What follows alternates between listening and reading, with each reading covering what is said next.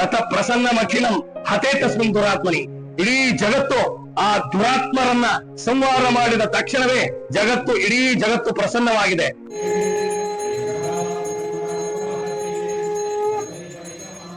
ಇವತ್ತು ಯಾವ ರೀತಿಯಾಗಿರ್ತಕ್ಕಂತಹ ಹಿಂದೂ ಧರ್ಮದ ಮೇಲೆ ವಿಶೇಷವಾದಂತಹ ಹೊಡೆತಗಳು ಬರ್ತಾ ಇದೆಯೋ ಅವೆಲ್ಲವನ್ನ ದೂರ ಮಾಡಿ ನಮ್ಮ ಈ ಹಿಂದೂ ಧರ್ಮದ ಸ್ಥಾಪನೆಯ ಒಂದು ವಿಶೇಷವಾದ ಕರ್ತವ್ಯ ನಮ್ಮೆಲ್ಲರಿಗೂ ಆಗಿದೆ.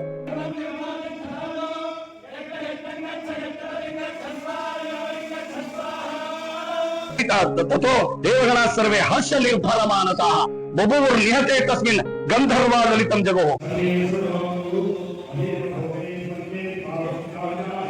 ಆದ್ರೆ ತಥೋ ದೇವಗಣ ಸರ್ವೇ ಹರ್ಷ ನಿರ್ಭರಮಾನತಃ ಬಭೂರ್ ನಿಹತೆ ತಸ್ಮಿನ್ ಗಂಧರ್ವ ಲಲಿತಂ ಜಗೋ ಅವಾದಯಸ್ತಥೈವಾನ್ಯೇ ನಮೃತುಶ್ಚ ಅಪ್ಸರೋಗಣಾಃ.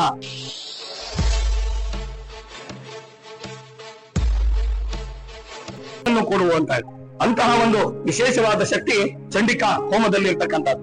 ಆ ಚಂಡಿಕಾ ಹೋಮವನ್ನ ಇವತ್ತು ಶತಚಂಡಿ ಅಂದ್ರೆ ಚಂಡಿಕಾ ನವಚಂಡಿ, ಶತಚಂಡಿ, ಸಹಸ್ರಚಂಡಿ, ಅಯುತ ಚಂಡಿ ಎಂಬಂತಹ ಪ್ರಕಾರದಲ್ಲಿ ಹೋಮಗಳನ್ನ ಮಾಡಿ. ಸ್ನೇಹಿತರೆ ನಮಸ್ಕಾರ. ಮೀಡಿಯಾ ಫೋಕಸ್ ವೀಕ್ಷಕ ಮಿತ್ರರಿಗೆ ಸ್ವಾಗತ. ನಾನು ಶ್ರೀಪತಿ ಹೆಗಡೆ, ಹಕ್ಕಲಾಡಿ.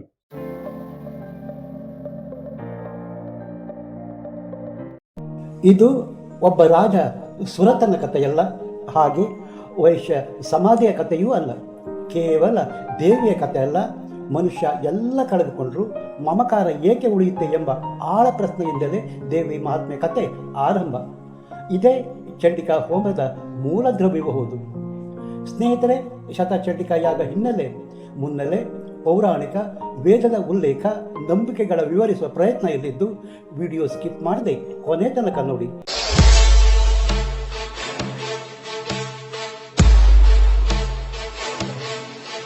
ಚಂಡಿಕಾ ಯಾಗದ ವಿವರ ಕೊಡುವ ಮೊದಲು ಯಾಗದ ಹುಟ್ಟಿನ ಹಿನ್ನೆಲೆ ಇದ್ದು ಚಿಕ್ಕ ಕಥೆ ಹೇಳಿ ಚಂಡಿಕಾ ಹೋಮದ ವಿವರ ಕೊಟ್ಬಿಡ್ತೇನೆ. ಒಬ್ಬ ರಾಜನಿದ್ದ, ಅವನ ಹೆಸರು ಸುರತ. ಮತ್ತೊಬ್ಬ ವೈಶ್ಯ ಅಂದರೆ ವ್ಯಾಪಾರಸ್ಥ. ಸಮಾಧಿ ಕಥೆ ದೇವಿ ಮಹಾತ್ಮೆ ಮಾರ್ಕಾಂಡೇಯ ಪುರಾಣದ ಒಂದು ಭಾಗ. ಮಾರ್ಕಾಂಡೇಯ ಪುರಾಣ ಆರಂಭದಲ್ಲಿ ರಾಜ ಸುರತ ವೈಶ್ಯ ಸಮಾಧಿ ಕಥೆ ಬರುತ್ತೆ. ಸುರತ ಒಬ್ಬ ಶಕ್ತಿಶಾಲಿ ರಾಜನಾಗಿದ್ದ. ಆದರೆ ಶತ್ರು ದಾಳಿಯಿಂದ ರಾಜ್ಯ ಕಳೆದುಕೊಂಡ. ಇದಕ್ಕೆ ಕಾರಣ ತನ್ನವರೇ ಶತ್ರುಗಳ ಜೊತೆ ಕೈ ಜೋಡಿಸಿದ್ದಾರೆ. ಸುರತ ರಾಜ್ಯ, ಅಧಿಕಾರ, ಸಂಪತ್ತು ಎಲ್ಲ ಕಳೆದುಕೊಂಡು ಕಾನೂನು ಸೇರಿದ್ರು. ಆಶ್ಚರ್ಯ ಸಂಗತಿಯನ್ನು ಗೊತ್ತಾ, ರಾಜ್ಯ ಕೈ ಬಿಟ್ಟಿದೆ, ತನ್ನವರು ಕೈ ಬಿಟ್ಟು ಹೋಗಿದ್ದಾರೆ. ವ್ಯಾಮೋಹ ಇದೆಯಲ್ಲ, ಅದು ಮಾತ್ರ ರಾಜನ ಬಿಟ್ಟು ಹೋಗಲೇ ಇಲ್ಲ ಕಾಣ್ರಿ. ಸುರತಗೆ ತನ್ನ ರಾಜ್ಯ ಹೇಗಿದೆಯೋ, ಪ್ರಜೆಗಳು ಏನು ಮಾಡ್ತಿದ್ದಾರೋ, ಆನೆ ಕುದುರೆ ಹೇಗಿವೆಯೋ, ಖಜಾನೆ ಯಾರು ನೋಡಿಕೊಳ್ಳುತ್ತಿದ್ದಾರೋ, ಚಿಂತೆಯಲ್ಲಿರುವಾಗಲೇ ಸಮಾಧಿ ಎಂಬ ವೈಶ್ಯನ ಭೇಟಿಯಾಗುತ್ತೆ. ಸಮಾಧಿ ಕಥೆಯು ರಾಜನ ಕಥೆಗೆ ಹೊರತಾಗಿಲ್ಲ. ಸಮಾಧಿ ಹೇಳಿ ಕೇಳಿ ಶ್ರೀಮಂತ ವ್ಯಾಪಾರಿ. ಸಮಾಧಿಯ ಸ್ವಂತ ಕುಟುಂಬದವರೇ ಸಂಪತ್ತು ಲೂಟಿ ಮಾಡಿ ಮನೆಯಿಂದ ಸಮಾಧಿಯನ್ನು ಹೊರಹಾಕಿ ಬಿಡ್ತಾರೆ. ಇಲ್ಲಿ ವಿಚಿತ್ರ ಸಂಗತಿಯು ನಡೆಯುತ್ತದೆ. ಅದೇ ಮೇಲೆ ಹೇಳಿದ್ನಲ್ಲ, ರಾಜನಿಗೆ ಏನೆಲ್ಲ ಚಿಂತೆ ಕಾಡಿತ್ತೋ ಹಾಗೆ ಸಮಾಧಿಗೂ ಕುಟುಂಬ ಈಗ ಹೇಗಿದ್ದಾರೋ, ಸಂಪತ್ತು ಸರಿಯಾಗಿ ನೋಡಿಕೊಳ್ತಿದ್ದಾರೋ, ಅವರಿಗೆ ಏನಾದರೂ ತೊಂದರೆ ಆಗಿದೆಯೋ, ತರಹೇವಾರಿ ನೆನಪು. ರಾಜ ಹಾಗೂ ವೈಶ್ಯ ಸಮಾನ ದುಃಖಿಗಳು. ಇಬ್ಬರಿಗೂ ಆಶ್ಚರ್ಯ ಏನು ಗೊತ್ತಾ, ಅರೆ ನಮಗೆ ನೋವು ಕೊಟ್ಟವರ ಮೇಲೆ ನಮಗೆ ಇಷ್ಟು ಮಮಕಾರ, ಚಿಂತೆ ಯಾಕೆ? ನಂತರ ಇಬ್ಬರು ಮೇಧಸ ಎಂಬ ಮಹರ್ಷಿಯ ಆಶ್ರಮಕ್ಕೆ ಹೋಗ್ತಾರೆ. ಮಹರ್ಷಿ ಭೇಟಿ ಮಾಡಿ ತಮ್ಮ ಸಮಸ್ಯೆಯನ್ನು ಮುಂದಿಡ್ತಾರೆ. ಅಷ್ಟೇ, ಅಲ್ಲಿಂದಲೇ ದೇವಿ ಮಹಾತ್ಮೆ ತಾತ್ವಿಕ ಭಾಗ ಆರಂಭ. ಮೇಧಸ ಋಷಿ ಹೇಳ್ತಾನೆ, ಮನುಷ್ಯನ ಬುದ್ಧಿಗೆ ಕೆಲವು ವಿಷಯ ಅರ್ಥವಾಗದಿದ್ದರೂ ಮಮಕಾರ, ಮೋಹದಿಂದ ಮನಸ್ಸು ಅದೇ ವಿಷಯಗಳ ಕಡೆಗೆ ಮತ್ತೆ ಮತ್ತೆ ವಾಲುತ್ತೆ. ಕಾರಣ ಮಹಾಮಾಯೆ. ಮಹಾಮಾಯೆ ಎಂದರೆ ಕೇವಲ ಭ್ರಮೆ ಅಂತ ಅರ್ಥ ಮಾಡಿಕೊಳ್ಬಾರದು. ಶಾಕ್ತ ಪರಂಪರೆಯಲ್ಲಿ ಅವಳೇ ಜಗತ್ತನ್ನು ಆವರಿಸಿದ ಜೀವಿಗಳ ಬಂಧಿಸುವ ಮತ್ತು ಅದೇ ಸಮಯದಲ್ಲಿ ಜ್ಞಾನ ನೀಡುವ ದೈವಿಕ ಶಕ್ತಿ. ಮೇಧಸ ಋಷಿ ಮಹಾಮಾಯಿ ಮಹಿಮೆ ವಿವರಿಸಲು ದೇವಿಯ ವಿವಿಧ ರೂಪ ಮತ್ತು ಅಸುರರೊಂದಿಗೆ ನಡೆದ ಸಂಘರ್ಷದ ಕಥೆ ಹೇಳ್ತಾನೆ. ಅಲ್ಲಿಂದಲೇ ದೇವಿ ಮಹಾತ್ಮೆಯ ಮೊದಲ ಅಧ್ಯಾಯ ಆರಂಭ. ಮೊದಲಿಗೆ ಮಹರ್ಷಿ ಮಧುಕೈಟಭ ಅರುಸರ ಕಥೆ ಹೇಳ್ತಾನೆ. ಯಕ್ಷಗಾನ ಪ್ರಿಯರಿಗೆ ಕರಾವಳಿಗರಿಗೆ ಮಧುಕೈಟಭ ಸಂಹಾರ ಗೊತ್ತು. ದೇವಿ ಮಹಾತ್ಮೆ ಯಕ್ಷಗಾನ ದಾಖಲೆ ಪ್ರದರ್ಶನ ಕಂಡಿದ್ದು ಇವತ್ತಿಗೂ ಪ್ರದರ್ಶನ ತನ್ನ ಹೊಳಪು ಕಳೆದುಕೊಂಡಿಲ್ಲ. ಹಾಗೆ ಮಹಿಷಾಸುರ ವಿರುದ್ಧ ದೇವಿಯ ಮಹಾಯುದ್ಧ ಸಂಹಾರ, ಇಲ್ಲಿ ಮಹಿಷಮರ್ದಿನಿ ರೂಪ ಕಾಣುತ್ತೆ. ಮುಂದೆ ಶುಂಭ, ನಿಶುಂಭ, ಚಂಡ, ಮುಂಡ, ರಕ್ತಬೀಜ ಅಸುರರೊಂದಿಗೆ ದೇವಿ ಸಂಘರ್ಷ ಸಂಹಾರ ಕಥೆಯೂ ಬರುತ್ತೆ. ಈ ಎಲ್ಲ ಕಥೆಗಳ ಗುಚ್ಛ ದೇವಿ ಮಹಾತ್ಮೆ. ಕೇವಲ ಯುದ್ಧ ಕಥೆಗಳಾಗಿ ಅಲ್ಲ, ಒಳಾರ್ಥ ಏನು ಅಂತಂದರೆ ಅಧರ್ಮದ ವಿರುದ್ಧ ಧರ್ಮ, ಅಜ್ಞಾನದ ವಿರುದ್ಧ ಜ್ಞಾನ, ಅಹಂಕಾರದ ವಿರುದ್ಧ ದೈವಿಕ ಶಕ್ತಿ ಎಂಬ ತಾತ್ವಿಕ ಅರ್ಥ ಕೊಡುತ್ತೆ. ಹಾಗಾದರೆ ಶತಚಂಡಿಗೂ ಇದಕ್ಕೂ ಸಂಬಂಧ ಏನು ಅಂತ ನೋಡಿದರೆ ಇಲ್ಲೇ ಚಂಡಿಕಾ ಯಾಗದ ಮೂಲ ಪೌರಾಣಿಕ ಸಂಘರ್ಷ ಬರುತ್ತೆ. ಶತಚಂಡಿ ಮುಖ್ಯ ಆಧಾರ ದುರ್ಗಾ ಸಪ್ತಶತಿ. ದೇವಿ ಮಹಾತ್ಮೆ ಚಂಡಿಪಾಠ ಅಂದರೆ ಶತಚಂಡಿಕಾ ಯಾಗದ ಕಥಾ ತಾತ್ವಿಕ ಹಿನ್ನೆಲೆ ಅರ್ಥ ಮಾಡಿಕೊಳ್ಳಬೇಕಾದರೆ ಮೊದಲು ದೇವಿ ಮಹಾತ್ಮೆ ಅರ್ಥ ಮಾಡಿಕೊಳ್ಳಬೇಕಾಗುತ್ತೆ. ಒಂದು ಬಾರಿ ಸಪ್ತಶತಿ ಪಾರಾಯಣ ಮಾಡುವುದರಿಂದ ಹಿಡಿದು ನವಚಂಡಿ, ಶತಚಂಡಿ ಮುಂತಾದ ದೊಡ್ಡ ಅನುಷ್ಠಾನಗಳವರೆಗೆ ದೇವಿಯ ಮಹಿಮೆಯ ಇದೇ ಮೂಲ ಪಠ್ಯ ಕೇಂದ್ರವಾಗಿ ಪರಂಪರೆ ಕಾಣುತ್ತೆ. ಶತಚಂಡಿ ಕಥೆ ಕೇವಲ 100 ಬಾರಿ ಚಂಡಿಪಾಠ ಮಾಡುವುದರಿಂದ ಆರಂಭ ಆಗೋದಿಲ್ಲ ರೀ. ಅದರ ಹಿಂದೆ ಇದೆ ಒಂದು ಅದ್ಭುತ ಪ್ರಶ್ನೆ. ಎಲ್ಲ ಕಳೆದುಕೊಂಡ ಮೇಲೂ ಮನುಷ್ಯನ ಮನಸ್ಸು ಮಮಕಾರ ಏಕೆ ಬಿಡುವುದಿಲ್ಲ ಎನ್ನುವುದಕ್ಕೆ ಉತ್ತರ ದೇವಿಯ ಆರಾಧನೆ. ಒಂದು ದಿನದ ಪೂಜೆಯಲ್ಲ, 100 ಬಾರಿ ಚಂಡಿಪಾಠ, 100 ಮಂತ್ರಗಳ ಉಚ್ಚಾರಣೆ, ಹೋಮ, ಸಂಕಲ್ಪ, ಪೂಜೆ ಮತ್ತು ಹಲವು ಪೂರ್ವಾಂಗಗಳೊಂದಿಗೆ ನಡೆಯುವ ಒಂದು ಮಹಾ ಅನುಷ್ಠಾನ ಕಾಣ್ರಿ. ಇದೇ ಶತಚಂಡಿಕಾ ಯಾಗ. ಶತಚಂಡಿ ಎಂದರೆ ಮೂಲ ಆಧಾರ, ದೇವಿ ಮಹಾತ್ಮೆ, ದುರ್ಗಾ ಸಪ್ತಶತಿ ಅಥವಾ ಚಂಡಿಪಾಠ ಅಂತಲೂ ಕರೀತಾರೆ. ಮಾರ್ಕಾಂಡೇಯ ಪುರಾಣದ ಒಂದು ಪ್ರಮುಖ ಭಾಗವೂ ಹೌದು. ಪಾರಂಪರಿಕವಾಗಿ ಸಪ್ತಶತಿಯಲ್ಲಿ ದೇವಿ ಮಹಿಮೆ ವಿವರಿಸುವ 13 ಅಧ್ಯಾಯಗಳಿವೆ. ಶತ ಅಂದರೆ 100, ಹೀಗಾಗಿ ಸಾಮಾನ್ಯ 100 ಚಂಡಿಪಾಠಗಳ ಅನುಷ್ಠಾನ ಶತಚಂಡಿ ಎಂದು ಕರೆಯಲಾಗುತ್ತೆ. ಆದರೆ ಒಂದು ವಿಷಯ ಗಮನದಲ್ಲಿರಲಿ, ಎಲ್ಲ ಸಂಪ್ರದಾಯಗಳಲ್ಲೂ ಶತಚಂಡಿ ವಿಧಾನ ಒಂದೇ ರೀತಿಯಾಗಿರೋದಿಲ್ಲ ರೀ. ಪಾರಾಯಣ ಸಂಖ್ಯೆ, ಹೋಮಕ್ರಮ, ಪೂರ್ವಾಂಗಗಳಲ್ಲಿ ಪರಂಪರೆಯ ಪ್ರಕಾರ ವ್ಯತ್ಯಾಸ ಇರಬಹುದು. ಚಂಡಿ ಅನುಷ್ಠಾನದಲ್ಲಿ ವಿವಿಧ ಪ್ರಮಾಣ ಪದ್ಧತಿಯನ್ನು ಕಾಣಬಹುದು.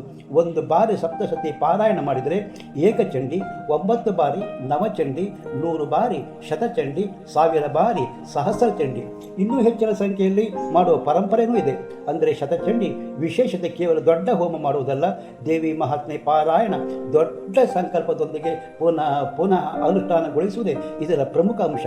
ಹಾಗಾದರೆ ಪೌರಾಣಿಕ ಹಿನ್ನೆಲೆ ಏನು ಅಂದರೆ, ಶಾಕ್ತ ಪರಂಪರೆಯ ದೃಷ್ಟಿಯಲ್ಲಿ ಅವು ಅಧರ್ಮದ ಮೇಲೆ ಧರ್ಮದ, ಅಜ್ಞಾನದ ಮೇಲೆ ಜ್ಞಾನದ ಮತ್ತು ಅಸುರ ಶಕ್ತಿಯ ಮೇಲೆ ದೈವಿಕ ಶಕ್ತಿಯ ವಿಜಯದ ಸಂಕೇತ. ಇಲ್ಲಿ ಶತಚಂಡಿಕಾ ಯಾಗ ವೇದದಲ್ಲಿಯೂ ಉತ್ತರ ಸ್ವಲ್ಪ ಸೂಕ್ಷ್ಮ. ಶತಚಂಡಿ ಎಂಬ ಹೆಸರಿನಲ್ಲಿ 100 ಸಪ್ತಶತಿ ಪಾರಾಯಣ ಮಾಡುವ ಇದೇ ಅನುಷ್ಠಾನದ ವೇದ ಸಂಹಿತೆಯಲ್ಲಿ ನೇರವಾಗಿ ಕಾಣೋದಿಲ್ಲ. ಇದರ ಮುಖ್ಯ ಗ್ರಂಥಾಧಾರ ದೇವಿ ಮಹಾತ್ಮೆ ಅಂದರೆ ಮಾರ್ಕಾಂಡೇಯ ಪುರಾಣ.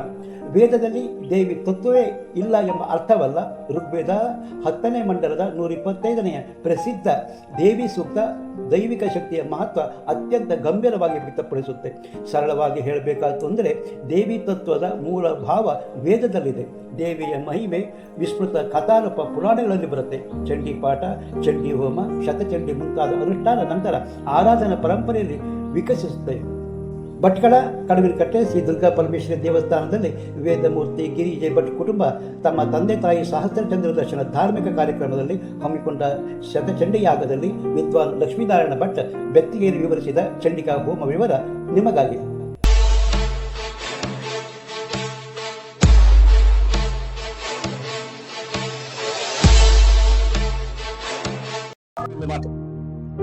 ಮನುಷ್ಯರಾಗಿರ್ತಕ್ಕಂಥವರು ಕುರುವನ್ನೇವೇಹ ಕರ್ಮಾಣಿ, ಇಲ್ಲಿ ನಮ್ಮ ಕರ್ಮಗಳನ್ನ ಮಾಡ್ತಾನೆ ಬರಬೇಕು. ಜಿಜೀವಿಷೇತ್ ಶತಂ ಸಮಾಹ, ಶತಂ ಅಂದ್ರೆ 100, ಸಮಾಹ ಅಂದ್ರೆ ವರ್ಷಗಳು, 100 ವರ್ಷಗಳ ಕಾಲ ನಾವು ಬಾಳ್ಬೇಕು ಅಂತ.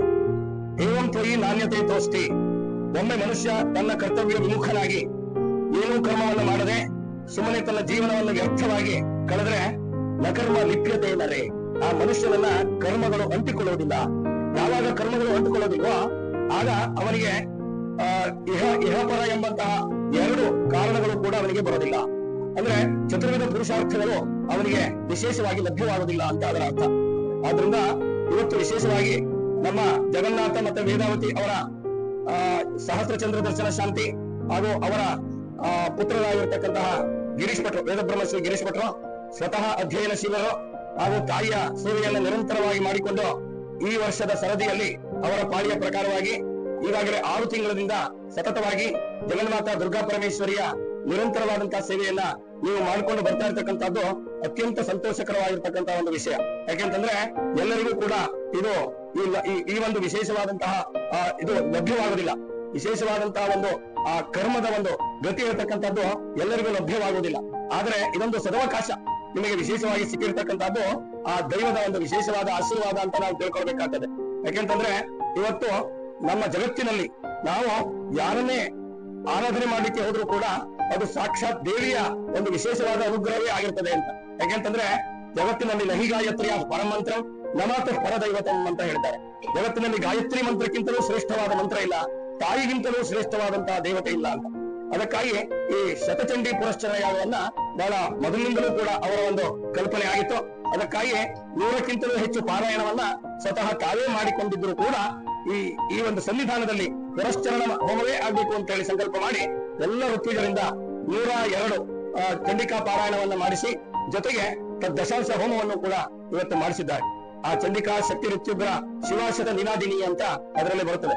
ಚಂಡಿಕೆ ಯಾವಾಗ ವಿಶೇಷವಾಗಿ ತನ್ನ ಒಂದು ಉಗ್ರ ದೃಷ್ಟಿಯನ್ನ ನೋಡಿಕೊಂಡು ಎಲ್ಲ ಅಸುರರನ್ನ ಸಂಹಾರ ಮಾಡಿ ಜಗತ್ತಿಗೆ ಕಂಟಕರಾದಂತಹ ಅಸುರರನ್ನ ಸಂಹಾರ ಮಾಡಿ ಜಗತ್ತಿಗೆ ವಿಜಯವನ್ನ ಪ್ರಾಪ್ತಿ ಮಾಡಿ ನಾವು ಇವತ್ತು ಅತ್ಯಂತ ಸಂತೋಷದಿಂದ ವಾಸಿಸ್ತಾ ಇದ್ದೇವೆ ಅಂತಂದ್ರೆ ಆ ತಾಯಿ ನೀಡಿರ್ತಕ್ಕಂತಹ ಒಂದು ವಿಶೇಷವಾದ ಭಿಕ್ಷೆ ಅಂತ ಈ ಸಂದರ್ಭದಲ್ಲಿ ನಾವು ಅನ್ಕೊಳ್ಬೇಕು. ಯಾಕೆಂತಂದ್ರೆ ಆ ಜಗನ್ಮಾತಾ ದುರ್ಗಾ ಪರಮೇಶ್ವರಿ ದುರಿತಂ ಗಮಯತಿ ಇತಿ ದುರ್ಗಾ, ಮನುಷ್ಯನ ಎಲ್ಲ ದುಃಖಗಳನ್ನ ದೂರ ಮಾಡತಕ್ಕಂತಹ ಶಕ್ತಿ ಆ ತಾಯಿ ಒಬ್ಬರಿಗೆ ಇದೆ. ಅದಕ್ಕೋಸ್ಕರವಾಗಿಯೇ ಎಲ್ಲಾ ದೇವತೆಗಳ ಶಕ್ತಿ ಒಟ್ಟಿಗೆ ಸೇರಿ ಆಗಿರ್ತಕ್ಕಂತಹ ಆ ಬೃಹತ್ ಶಕ್ತಿಯೇ ಆ ದುರ್ಗಾ ಪರಮೇಶ್ವರಿ. ಅವಳನ್ನು ಎಲ್ಲ ದೇವತೆಗಳ ಶಕ್ತಿಯು ಕೂಡ ಅಡಗಿದೆ. ಅದು ಚಂಡಿಕಾ ದುರ್ಗಾ ಪರಮೇಶ್ವರಿಯ ಸಪ್ತಶತಿಯಲ್ಲಿ ಬರ್ತದೆ. ಯಾಕೆಂತಂದ್ರೆ ಅದರ ಬಗ್ಗೆ ವಿಶೇಷವಾಗಿ ನಾನು ಹೇಳಲಿಕ್ಕೆ ಹೋಗೋದಿಲ್ಲ. ಈಗ ಆ ತಾಯಿಯ ಮಹಾತ್ಮೆ ಹೇಗಿದೆ ಅಂತಂದ್ರೆ ಬಹಳ ವಿಶೇಷವಾಗಿರ್ತಕ್ಕಂಥದ್ದು. ಆ ತಾಯಿಯನ್ನ ಸ್ತೋತ್ರ ಮಾಡತಕ್ಕಂಥವರಿಗೆ ಯಾರೋ ಯತ್ರ ಪಠ್ಯತೆ ಸಮ್ಯಕ್ ನಿತ್ಯ ಮಾಯತನೇ ಮಮ ಸದಾನತ ವಿಮೋಕ್ಷ್ಯಾಮಿ ಸಾನ್ನಿಧ್ಯಂ ತತ್ರಮೇ ಸ್ಥಿತಂ ಅಂತ ಆ ತಾಯಿ 12ನೇ ಅಧ್ಯಾಯದಲ್ಲಿ ಹೇಳ್ತಾರೆ. ಯಾವಾಗ ಮನುಷ್ಯ ತನ್ನ ಮನೆಯಲ್ಲಿ ಆ ತಾಯಿಯ ಚರಿತ್ರೆ, ಆ ತಾಯಿಯ ವಿಶೇಷವಾದ ಸ್ತೋತ್ರ ನಿರಂತರವಾಗಿ ಯಾರ ಮನೆಯಲ್ಲಿ ನಡೀತಾ ಇರ್ತದೋ ಅವರ ಮನೆಯಲ್ಲಿ ದುರ್ಗತಿ ಇರತಕ್ಕಂಥದ್ದು ಉಂಟಾಗೋದಿಲ್ಲ. ಅಲ್ಲಿ ಅವಳ ಸಾನ್ನಿಧ್ಯ ಇರತಕ್ಕಂಥದ್ದು ಯಾವಾಗಲೂ ಇರ್ತದೆ ಅಂತ ಸ್ವತಃ ದೇವಿಯೇ 12ನೇ ಅಧ್ಯಾಯದಲ್ಲಿ ಹೇಳಿರ್ತಕ್ಕಂಥದ್ದು. ಆದ್ರಿಂದ ಆ ತಾಯಿಯ ಒಂದು ವಿಶೇಷವಾದಂತಹ ಪೂಜೆ ಪುನಸ್ಕಾರ ಕೇವಲ ಇಲ್ಲೊಂದೇ ಅಲ್ಲ, ಇಡೀ ಜಗತ್ತಿನಾದ್ಯಂತ ನಡೀತಾ ಇರಬೇಕು. ಯಾಕೆಂದ್ರೆ ಇವತ್ತು ಯಾವ ರೀತಿಯಾಗಿರ್ತಕ್ಕಂತಹ ಹಿಂದೂ ಧರ್ಮದ ಮೇಲೆ ವಿಶೇಷವಾದಂತಹ ಹೊಡೆತಗಳು ಬರ್ತಾ ಇದೆಯೋ ಅವೆಲ್ಲವನ್ನ ದೂರ ಮಾಡಿ ನಮ್ಮ ಈ ಹಿಂದೂ ಧರ್ಮದ ಸ್ಥಾಪನೆಯ ಒಂದು ವಿಶೇಷವಾದ ಕರ್ತವ್ಯ ನಮ್ಗೆಲ್ಲರಿಗೂ ಆಗಿದೆ. ಕೇವಲ ಒಬ್ಬರದಲ್ಲ. ಇವತ್ತು ಹಿಂದೂ ಧರ್ಮದ ಅವನತಿ ವಿನಾಶ ತುಂಬಾ ಆಗ್ತಾ ಇದೆ. ಅದಕ್ಕೋಸ್ಕರವಾಗಿ ಇಂತಹ ಯಾಗಗಳು ಯಜ್ಞಗಳು ನಿರಂತರವಾಗಿ ನಡೀತಾ ಇರಬೇಕು. ನಡೀತಾ ಇದ್ರೇನೆ ಅದಕ್ಕೆ ವಿಶೇಷವಾಗಿ ಶಕ್ತಿ ಇರತಕ್ಕಂಥದ್ದು ಸಿಕ್ಕಿ ದುಷ್ಟರ ನಾಶವನ್ನ ತಾಯಿ ಹೇಳಿದ್ದಾಳೆ. ನೀವು ನನ್ನ ಸ್ತೋತ್ರವನ್ನು ಮಾಡಿ, ನೀವು ಬೇರೆ ಏನು ಮಾಡಬೇಕಾಗಿಲ್ಲ, ನನ್ನನ್ನು ನಿರಂತರವಾಗಿ ಸ್ತುತಿಸಿ ಧ್ಯಾನ ಮಾಡಿ, ನಾನು ಅಂತಹ ಒಂದು ಕೆಟ್ಟ ಶಕ್ತಿಯ ನಿರ್ನಾಮಕ್ಕಾಗಿ ನಾನು ಪದೇ ಪದೇಗೆ ಬರ್ತಾ ಇದ್ದೇನೆ ಅಂತ. ಇತ್ತಂ ಯದಾ 11ನೇ ಅಧ್ಯಾಯದ ಕೊನೆಯ ಶ್ಲೋಕ, ಇತ್ತಂ ಯದಾ ಬಾಧ ದಾನವೋತ್ಥ ಭವಿಷ್ಯತಿ ತದಾ ತದಾ ಅವತೀರ್ಯ ಕರಿಷ್ಯಾಮಿ ಹರಿಸಂಚಯಂ ಅಂತ ಹೇಳಿದ್ದಾರೆ. ಇನ್ನು ಮೇಲೆ ಯಾವ್ಯಾವಾಗ ಇಡೀ ಜಗತ್ತಿಗೆ ನನ್ನ ಭಕ್ತರಿಗೆ ತೊಂದರೆ ಇರತಕ್ಕಂಥದ್ದು, ಉಗ್ರರ ಉಪಟಳ ಇರತಕ್ಕಂಥದ್ದು ಯಾವಾಗ ಜಾಸ್ತಿ ಆಗ್ತದೋ ಆಗಾಗ ನಾನು ಯಾವುದಾದರೂ ಒಂದು ರೂಪದಲ್ಲಿ ಇಳಿದು ಬಂದು ಕರಿಷ್ಯಾಮಿ ಹರಿಸಂಚಯಂ, ಆ ದುಷ್ಟರ ನಾಶವನ್ನ ಸಂಪೂರ್ಣವಾಗಿ ಮಾಡಿ ನಿಮ್ಮನ್ನು ಕಾಪಾಡ್ತೇನೆ, ನಿಮ್ಮ ರಕ್ಷಣೆಯನ್ನು ಮಾಡ್ತೇನೆ ಅಂತ ಸ್ವತಃ ತಾಯಿಯೇ ಮಾರ್ಕಂಡೇಯ ಋಷಿಗಳೇ ಹೇಳಿರ್ತಕ್ಕಂತಹ ಒಂದು ಶ್ಲೋಕ ಇದು. ಆದ್ರಿಂದ ಇದು ಬಹಳ ಚಂಡಿಕಾ ಪಾರಾಯಣ ಸಪ್ತಶತಿ 700 ಶ್ಲೋಕಗಳಿಂದ ಕೂಡಿರ್ತಕ್ಕಂತಹ ಒಂದೊಂದು ಶ್ಲೋಕವು ಅನಂತವಾದಂತಹ ಫಲವನ್ನು ಕೊಡ್ತಕ್ಕಂಥದ್ದು. ಅಂತಹ ಆ ಚಂಡಿಕಾ ಹೋಮದ ವಿಶೇಷತೆ ಏನು ಅಂತಂದ್ರೆ ಆ ತಾಯಿ ಜಗತ್ತಿಗೆ ಕಂಟಕರಾಗಿರ್ತಕ್ಕಂತಹ ಎಲ್ಲ ಅಸುರರನ್ನ ಸಂಹಾರ ಮಾಡಿದ್ದಾಳೆ. 10 ಅಧ್ಯಾಯಗಳಲ್ಲಿ ಕ್ರಮವಾಗಿ ಮಹಿಷಾಸುರ, ಮಧುಕೈಟಭ, ಮಹಿಷಾಸುರ, ಚಂಡಮುಂಡ, ಶುಂಭ ನಿಶುಂಭ, ರಕ್ತ ಬೀಜಾಸುರರೇ ಮೊದಲಾಗಿರ್ತಕ್ಕಂತಹ ಅನೇಕ ಅಸುರರನ್ನ ಸಂಹಾರ ಮಾಡಿದ್ದಾಳೆ. ಸಾಮಾನ್ಯರಾಗಿರ್ತಕ್ಕಂತಹ ಅಸುರರಾಗಿರಲಿಲ್ಲ. ಆ ಶುಂಭ ನಿಶುಂಭರಂತೂ ಅತ್ಯಂತ ಪರಾಕ್ರಮಶಾಲಿಗಳಾಗಿದ್ರು. ಅವರು ಬ್ರಹ್ಮನಲ್ಲಿ ಪ್ರಾರ್ಥನೆಯನ್ನು ಮಾಡ್ಕೊಳ್ತಾರೆ, ಯಾರು ಅಯೋನಿಜರಾಗಿರ್ತಾರೋ, ಅಯೋನಿಜರಾಗಿರುವವರಿಂದ ನಮ್ಮ ಸಂಹಾರ ಆಗ್ಬೇಕು ಅಂತ, ಯಾರು ಯೋನಿಯಲ್ಲಿ ಹುಟ್ಟದೇ ಇರ್ತಾರೋ ಅವರಿಂದ ನಮ್ಮ ಸಂಹಾರ ಆಗ್ಬೇಕು ಅಂತ ಕೇಳ್ಕೊಳ್ತಾರೆ. ಆಗ ಎಲ್ಲ ದೇವತೆಗಳು ತಮ್ಮ ವಿಶೇಷವಾಗಿರ್ತಕ್ಕಂತಹ ಶಕ್ತಿಯನ್ನ ಒಂದು ಕೇಂದ್ರೀಕೃತವಾದಂತಹ ಬಿಂದುವಿನಲ್ಲಿ ತುಂಬಿ ಚಕ್ರಂಚ ದತ್ತವಾನ್ ಕೃಷ್ಣ ಸಮುತ್ಪಾಟ್ಯ ಸ್ವಚಕ್ರತಃ ಶಂಕಂಚ ವರ್ಣ ಶಕ್ತಿ ದದೌ ತಸ್ಯ ಹುತಾಶನ ಹೀಗೆ ಒಂದೊಂದೇ ಬರ್ತಾ ಇದೆ. ಆ ಪ್ರಜಾಪತಿಷ್ಠಾಕ್ಷಮಾಲ ದದೌ ಬ್ರಹ್ಮಾಕ ಮಂಡಲಂ ಎಲ್ಲರೂ ಒಂದೊಂದು ರೀತಿಯಾದಂತಹ ತಮ್ಮ ಶಕ್ತಿಗಳನ್ನ ಒಂದು ಕೇಂದ್ರೀಕೃತ ಬಿಂದುವಿನಲ್ಲಿ ಕೂಡಿ ಅದರಿಂದ ಉತ್ಪನ್ನರಾಗಿರ್ತಕ್ಕಂತಹ ಶಕ್ತಿಯೇ ಈ ಆದಿಶಕ್ತಿ ಚಂಡಿಕಾ ದುರ್ಗಾ ಪರಮೇಶ್ವರಿ. ಅವರು ಅಯೋನಿಜ, ಅದನ್ನ 12ನೇ ಅಧ್ಯಾಯ ಸಂಭವಿಷ್ಯಾಮಿ ಅಯೋನಿಜ, ಅಯೋನಿಜರಾಗಿ ನಾನು ಬಂದು ಅಸುರರನ್ನ ಸಂಹಾರ ಮಾಡ್ತೇನೆ. ಸಾಮಾನ್ಯರಾಗ್ತಕ್ಕಂಥ ಕೆಲಸ ಅಲ್ಲ. ರಕ್ತ ಬಿಂದು ಯದಾ ಭೂಮೌ ಪತತ್ಯಸ್ಯ ಶರೀರತಃ ಸಮುತ್ಪತತಿ ಮೇದಿನ್ಯಾ ಅಂತ ಪ್ರಮಾಣ ಮಹಾಸುರ. ಒಂದೊಂದು ರಕ್ತದ ಹನಿ ಭೂಮಿಯ ಮೇಲೆ ಬೀಳ್ತಾ ಇದ್ರು ಕೂಡ ಅದರಿಂದ ಅನೇಕ ಲಕ್ಷೋಪಲಕ್ಷ ಅಸುರರು ಕ್ಷಣ ಮಾತ್ರದಲ್ಲಿ ಹುಟ್ಟುಕೊಂಡು ಬರ್ತಾ ಇದ್ರು. ಅಂತಹ ರಕ್ತ ಬೀಜಾಸುರರನ್ನ ಸಂಹಾರ ಮಾಡ್ತಕ್ಕಂಥದ್ದು ತಾಯಿಗೆ ಸುಲಭವಾಗಿರ್ತಕ್ಕಂಥದ್ದಲ್ಲ. ಅವಳ ಕೇವಲ ಒಂದೇ ಒಂದು ಧ್ಯೇಯ, ಜಗತ್ತಿನ ರಕ್ಷಣೆ. ಜಗತ್ತಿನ ರಕ್ಷಣೆಯೇ ಅವಳ ಧ್ಯೇಯವಾಗಿದೆ. ಆದ್ದರಿಂದ ಅವಳು ಈ ಎಲ್ಲ ಕೆಲಸವನ್ನು ಕೂಡ ತಾನು ಒಬ್ಬಳೇ ನಿಂತುಕೊಂಡು ಅದನ್ನ ಮಾಡಿದಳು. ಸಾಮಾನ್ಯರ ಹತ್ರ ಆಗ್ತಕ್ಕಂಥ ಹರಿಹರ ಬ್ರಹ್ಮಾದಿಗಳಿಂದಲೂ ಆಗದೇ ಇರತಕ್ಕಂತಹ ಕೆಲಸವನ್ನ ಆ ತಾಯಿ ಒಬ್ಬಳೇ ನಿಂತುಕೊಂಡು ಮಾಡಿ ಜಗತ್ತಿಗೆ ವಿಜಯವನ್ನ ಕೊಟ್ಟಿರ್ತಕ್ಕಂಥವಳು. ಅಂದ್ರೆ ಹೇಗೆ ಪರಿಸ್ಥಿತಿ ಹೇಗಿತ್ತು ಅಂತಂದ್ರೆ, ಇಡೀ ಜಗತ್ತಿನಲ್ಲಿ ಎಲ್ಲ ಆಸುರಿಮಯವಾಗಿರ್ತಕ್ಕಂತಹ ಒಂದು ಸಂದರ್ಭ. ಎಲ್ಲಿ ನೋಡಿದ್ರು ಅಸುರರದೇ ಹಾಹಾಕಾರ, ಎಲ್ಲಿ ನೋಡಿದ್ರು ಕೂಡ ಆಸುರಿ ಶಕ್ತಿಯೇ ಎದ್ದು ಬರ್ತಾ ಇತ್ತು. ಅಂತಹ ಸಂದರ್ಭದಲ್ಲಿ ತಾಯಿ ಒಬ್ಬಂಟಿಯಾಗಿ ನಿಂತು ಎಲ್ಲ ಅಸುರರನ್ನ, ಮಹಾಪರಾಕ್ರಮಶಾಲಿಗಳಾದ ಅಸುರರನ್ನ ಸಂಹಾರ ಮಾಡಿದ ನಂತರ ಇಡೀ ಜಗತ್ತು ಹೇಗಾಗಿದೆ ಅಂತ ಹೇಳುವಂತದನ್ನ ಆ 10ನೇ ಅಧ್ಯಾಯದ ಕೊನೆಯಲ್ಲಿ ತುಂಬಾ ಚೆನ್ನಾಗಿರ್ತಾರೆ. ತತ ಪ್ರಸನ್ನ ಮಖಿಲಂ ಹತೇ ತಸ್ಮಿನ್ ದುರಾತ್ಮನಿ. ಇಡೀ ಜಗತ್ತು ಆ ದುರಾತ್ಮರನ್ನ ಸಂಹಾರ ಮಾಡಿದ ತಕ್ಷಣವೇ ಇಡೀ ಜಗತ್ತು ಪ್ರಸನ್ನವಾಗಿದೆ. ತತ ಪ್ರಸನ್ನ ಮಖಿಲಂ ಹತೇ ತಸ್ಮಿನ್ ದುರಾತ್ಮನಿ. ಜಗತ್ತ ಸ್ವಾಸ್ಥ್ಯಮತೀವಾಪ. ಇಲ್ಲಿಯವರೆಗೆ ಆಸುರಿ ಶಕ್ತಿ ಎಂಬಂತಹ ಕ್ಯಾನ್ಸರ್ ನಿಂದ ಬಳಲುತ್ತಿರ್ತಕ್ಕಂತಹ ಇಡೀ ಜಗತ್ತನ್ನ ತಾಯಿ ಸಂಪೂರ್ಣವಾಗಿ ರೋಗ ರಹಿತರನ್ನಾಗಿ ಮಾಡಿ ಆ ಎಲ್ಲ ರೋಗವನ್ನ ದೂರ ಮಾಡಿ ವಿಜಯವೆಂಬಂತಹ ಸ್ವಾಸ್ಥ್ಯವನ್ನ ತಂದುಕೊಟ್ಟಿದ್ದಾಳೆ. ಜಗತ್ತ ಸ್ವಾಸ್ಥ್ಯಮತೀವಾಪ ನಿರ್ಮಲಂಚಾಭವನ್ನ ಬಾ. ಇಲ್ಲಿಯವರೆಗೆ ಆಸುರಿ ಶಕ್ತಿಯಿಂದ ಕೂಡಿರ್ತಕ್ಕಂತಹ ಕಾರ್ಮೋಡವನ್ನ ದೂರ ಸರಿಸಿ ಇಡೀ ಆಕಾಶವನ್ನೇ ನಿರ್ಮಲವನ್ನಾಗಿ ಮಾಡಿದ್ದಾರೆ. ಆ ನಿರ್ಮಲಂಚಾಭವನ್ನ ಬಾ ಉತ್ಪಾತನೇಕ ಸೋಲ್ಕಾಯಿ ತ್ರಾಗ ಸಂಸ್ಥೆ ಶಮಂಗೆಯು. ಇಲ್ಲಿಯವರೆಗೆ ಹೇಗೆ ಅಂತಂದ್ರೆ ಆಸುರಿ ಶಕ್ತಿಯಿಂದ ನದಿಗಳು ಅಲ್ಲಲ್ಲಿಯೇ ಇರುವಂತೆ ಸ್ತಂಭನ ಮಾಡ್ಬಿಟ್ಟಿದ್ರು ಆ ಅಸುರರೆಲ್ಲ ಸೇರಿ. ಅಷ್ಟೇ ಅಲ್ಲ, ಎಲ್ಲೂ ಯಜ್ಞ ಯಾಗಾದಿಗಳಿಂದ ಬರ್ತಕ್ಕಂತಹ ಯಾವ ಆಹುತಿಯೂ ದೇವತೆಗಳಿಗೆ ಹೋಗ್ತಾ ಇರಲಿಲ್ಲ. ಅಂತ ಒಂದು ಕಷ್ಟ ಪರಿಸ್ಥಿತಿ ಇರತಕ್ಕಂಥದ್ದಿತ್ತು ಜಗತ್ತಿನಲ್ಲಿ. ಅದನ್ನೆಲ್ಲ ತಾಯಿ ಸರಿತೋ ಮಾರ್ಗವಾಹಿನ್ಯ ಅಸುರರನ್ನ ಸಂಹಾರ ಮಾಡಿದ ನಂತರ ಇಡೀ ನದಿಯು ತನ್ನಷ್ಟಕ್ಕೆ ತಾನೇ ಹರಿಕೊಂಡು ಹೋಗ್ತಾ ಇದೆ. ನಿರ್ಮಲಂಚಾಭವನ್ನ ಉತ್ಪಾತಮೈಗ ಶೋಕಾಗಿ ಪ್ರಾಗ ಸಂಸ್ಥೆ ಶಮಂಗೆಯು. ಎಲ್ಲ ಕಾರ್ಮೋಣಗಳು ಸಂಪೂರ್ಣವಾಗಿ ದೂರಕ್ಕೆ ಸರಿದು ಹೋಗಿರ್ತಕ್ಕಂಥದ್ದು. ಸರಿತೋ ಮಾರ್ಗವಾಹಿನ್ಯ ತಥಾ ಸಂಸ್ತತ್ರ ಪಾತಿದೆ ತಥೋ ದೇವಗಣ ಸರ್ವೆ. ಆಗ ದೇವತೆಗಳೆಲ್ಲರೂ ಕೂಡ ಕುಣಿದು ಕುಪ್ಪಳಿಸ್ತಾ ಇದ್ದಾರೆ. ಎಂತಹ ಒಂದು ಸಂತೋಷ ಆಗಿದೆ. ಇಡೀ ಜಗತ್ತಿಗೆ ಇರತಕ್ಕಂತಹ ಆಸುರಿ ಶಕ್ತಿ ಎಂಬಂತಹ ಕಂಟಕಗಳ ದೂರವಾಗಿದೆ. ಸರಿತಾ ತಥೋ ದೇವಗಣ ಸರ್ವೆ ಹರ್ಷ ನಿರ್ಭರ ಮಾನಸ ಒಬ್ಬೊಬ್ಬರು ನಿಹತೆ ತಸ್ಮಿನ್ ಗಂಧರ್ವಾದಲ್ಲಿ ತಂಜಗೋ. ಗಂಧರ್ವರು ಹಾಡ್ತಾ ಇದ್ದಾರೆ. ಕಿನ್ನರು ಕಿಂಪುರುಷರು ಯಕ್ಷ ಗಂಧರ್ವರೇ ಮೊದಲಾಗಿರ್ತಕ್ಕಂಥವರೆಲ್ಲ ನೃತ್ಯವನ್ನು ಮಾಡ್ತಾ ಇದ್ದಾರೆ. ಕಿಂಪುರುಷರು ಕಿನ್ನರು ನರ್ತಕಿಯರು ಕುಣಿದು ಕುಪ್ಪಳಿಸ್ತಾ ಇದ್ದಾರೆ. ಆ ಸಂತೋಷವನ್ನ ಅವರು ಅನುಭವಿಸ್ತಾ ಇದ್ದಾರೆ. ಅಂದ್ರೆ ಇಡೀ ಜಗತ್ತಿಗೆ ಬಂದಿರತಕ್ಕಂತಹ ಕಂಟಕ್ಕೆಲ್ಲ ದೂರವಾಗಿದೆ. ಆದ್ರೆ ತಥೋ ದೇವಗಣ ಸರ್ವೇ ಹರ್ಷ ನಿರ್ಭರ ಮಾನಸ ಬಬೂರ್ ನಿಹತೆ ತಸ್ಮಿನ್ ಗಂಧರ್ವ ಲಲಿತಂ ಜಗೋ ಅವಾದಯೋ ಸ್ತತೈವಾನ್ಯೇ ನಮೃತುಶ್ಚ ಅಪ್ಸರೋಗಣ ಮಮ ಪುಣ್ಯ ಸ್ತತಾವಾತ ಸುಪ್ರಭೋಭೋ ದಿವಾಕರ. ಇಲ್ಲಿಯವರೆಗೆ ಆಸುರಿ ಶಕ್ತಿ ಎಂಬಂತಹ ಎಲ್ಲ ಮೋಡಗಳನ್ನ ತಾಯಿ ದೂರ ಮಾಡಿ ಪೂರ್ವದಲ್ಲಿ ವಿಜಯವೆಂಬಂತಹ ಸೂರ್ಯನ ಉದಯವನ್ನ ಮಾಡಿಕೊಟ್ಟಿರ್ತಕ್ಕಂತಹ ಆ ತಾಯಿಗೆ ನಾರಾಯಣಿ ಸ್ತೋತ್ರದ ಮೂಲಕ ಯಾವ ರೀತಿಯಾಗಿ ಎಲ್ಲ ದೇವಾನು ದೇವತೆಗಳು ಕೊಂಡಾಡಿ ಆ ತಾಯಿಯನ್ನ ಬೇಡ್ಕೊಂಡ್ರು, ಇವತ್ತು ಸಹ ನಾವು ಅದೇ ರೀತಿಯಾದಂತಹ ಒಂದು ಯಾಗದಲ್ಲಿ ತಾಯಿಯನ್ನ ನಾರಾಯಣಿ ಸ್ತೋತ್ರದ ಮೂಲಕವಾಗಿ ಬೇಡ್ಕೊಂಡಿದ್ದೇವೆ. ಆ ತಾಯಿ ದೇಹಿ ಅವರ ಹತ್ರ ಕೇಳ್ಕೊಂಡಿದ್ದೀವಿ. ದೇಹಿ ಸೌಭಾಗ್ಯಂ ಆರೋಗ್ಯಂ ದೇಹಿ ದೇವಿ ಪರಂ ಸುಖಂ. ತಾಯಿ ನಮಗೆ ಎಲ್ಲ ರೀತಿಯಾಗಿರ್ತಕ್ಕಂತಹ ಒಳ್ಳೆಯ ಸೌಭಾಗ್ಯ, ಸಂತೋಷ, ಆರೋಗ್ಯ ಎಲ್ಲವನ್ನು ಕೊಡುವಂತ ಅಂತಹ ಒಂದು ವಿಶೇಷವಾದ ಶಕ್ತಿ ಚಂಡಿಕಾ ಹೋಮದಲ್ಲಿ ಇರ್ತಕ್ಕಂಥದ್ದು. ಆ ಚಂಡಿಕಾ ಹೋಮವನ್ನ ಇವತ್ತು ಶತಚಂಡಿ ಅಂದ್ರೆ ಚಂಡಿಕಾ ನವಚಂಡಿ, ಶತಚಂಡಿ, ಸಹಸ್ರಚಂಡಿ, ಅಯುತ ಚಂಡಿ ಎಂಬಂತಹ ಪ್ರಕಾರದಲ್ಲಿ ಹೋಮಗಳನ್ನ ಮಾಡಿ ತಾಯಿಗೆ ವಿಶೇಷವಾದಂತಹ ಒಂದು ಭಕ್ತಿಯನ್ನ ಸಲ್ಲಿಸಲಾಗ್ತಾ ಇದೆ. ಇವತ್ತು ಶತಚಂಡಿಯನ್ನ ಗಿರೀಶ್ ಭಟ್ರು ಹಾಗೂ ಅವರ ಎಲ್ಲ ಕುಟುಂಬದವರು ಸೇರಿ ಮಾಡಿರ್ತಕ್ಕಂಥದ್ದು ಬಹಳ ವಿಶೇಷವಾದಂತಹದ್ದು. ಶಂಕರ ಕೊನೆಯಲ್ಲಿ ಒಂದು ಮಾತೇಳಿ ಚಂಡಿ ಹೋಮದ ಬಗ್ಗೆ 2 ಮಾತನ್ನ ಮುಗಿಸ್ತಾ ಇದ್ದೇನೆ. ಆ ಚಂಡಿಕಾ ದುರ್ಗಾ ಪರಮೇಶ್ವರಿಯನ್ನ ಜಗದ್ಗುರುಗಳಾಗಿರ್ತಕ್ಕಂತಹ ಶಂಕರಾಚಾರ್ಯರು ತಾಯಿಯ ಎದುರುಗಡೆಗೆ ನಿಂತ್ಕೊಂಡಿದ್ದಾರೆ. ತಾಯಿ ಸಾಕ್ಷಾತ್ಕಾರ ಹೊಂದಿದ್ದಾಳೆ. ತಾಯಿ ಎದುರುಗಡೆ ನಿಂತ್ಕೊಂಡು ದೇವ್ಯಾಪರಾದ ಕ್ಷಮಾಪಣ ಸ್ತೋತ್ರದಿಂದ ತಾಯಿಯನ್ನ ಬೇಡ್ಕೊಳ್ತಾ ಇದ್ದಾರೆ. ಈ ತಾಯಿ, ನಾವು ಅಲ್ಪರಾಗಿರ್ತಕ್ಕಂತಹ ಮನುಷ್ಯರು, ಈ ಪರಿಷತ್ ವರ್ಗಗಳಿಂದ ಕೂಡಿರ್ತಕ್ಕಂತಹ ನಾವು ಈ ಜಗತ್ತಿನಲ್ಲಿ ಏನು ತಪ್ಪು ಮಾಡಿದ್ದೇವೋ, ಯಾವ ಜನ್ಮದಲ್ಲಿ ಹುಟ್ಟಿ ನಾವು ಏನೇನು ಮಾಡಿದ್ದೇವೋ ಗೊತ್ತಿಲ್ಲ, ನಿನ್ನ ಸೇವೆಯನ್ನ ಎಷ್ಟರ ಮಟ್ಟಿಗೆ ಮಾಡಿದ್ದೇವೋ ಗೊತ್ತಿಲ್ಲ ತಾಯಿ.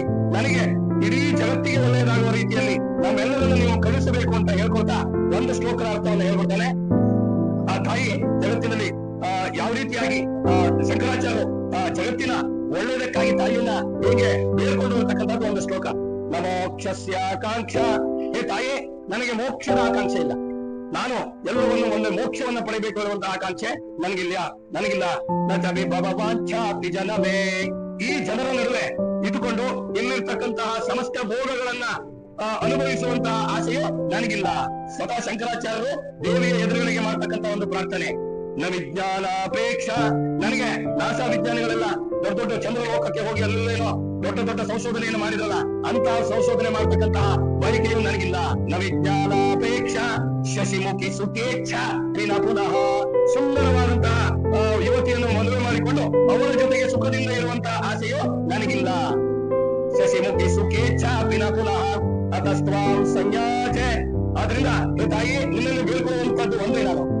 ಅತಸ್ತ್ವಾಂ ಸಂಯಾಚೆ ಜನನಿ ಜನನಂ ಯಾತು ಮಮ ವೈ. ಆ ತಾಯಿ ನನಗೆ ಜನ್ಮವನ್ನು ಕೊಟ್ಟಿದ್ದಾಳೆ ಅಂತಾದ್ರೆ, ನಾನು ಈ ಭರತ ಭೂಮಿಯಲ್ಲಿ ಹುಟ್ಟಿದ್ದೇನೆ ಅಂತಾದ್ರೆ, ಜನನಿ ಜನನಂ ಯಾತು ಮಮ ವೈ. ಮೃಡಾನಿ ರುದ್ರಾಣಿ ಶಿವ ಶಿವ ಭವಾನಿ ಜಪತಃ.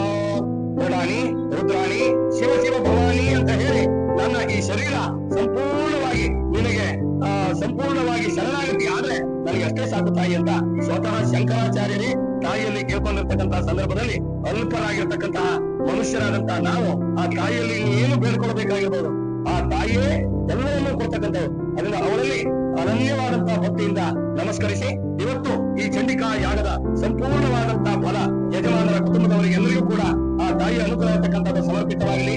ಆ ತಾಯಿಯ ಅನುಗ್ರಹ ಎಲ್ಲರ ಮೇಲೆ ಉಂಟಾಗಲಿ ಅಂತ. ಗೆಳೆಯರೆ, ಚಂಡಿಕಾ ಹೋಮದ ನಂಬಿಕೆ ಅಥವಾ ಮೂಢನಂಬಿಕೆಯ ನಿಮ್ಮ ಅಭಿಪ್ರಾಯ ಕಾಮೆಂಟ್ ಮಾಡಿ. ವಿಡಿಯೋ ಇಷ್ಟವಾದರೆ ಮೀಡಿಯಾ ಫೋಕಸ್ ಚಾನಲ್ ಸಬ್ಸ್ಕ್ರೈಬ್ ಮಾಡಿ, ಲೈಕ್ ಹಾಗೂ ಶೇರ್ ಮಾಡೋದು ಮರಿಬೇಡಿ.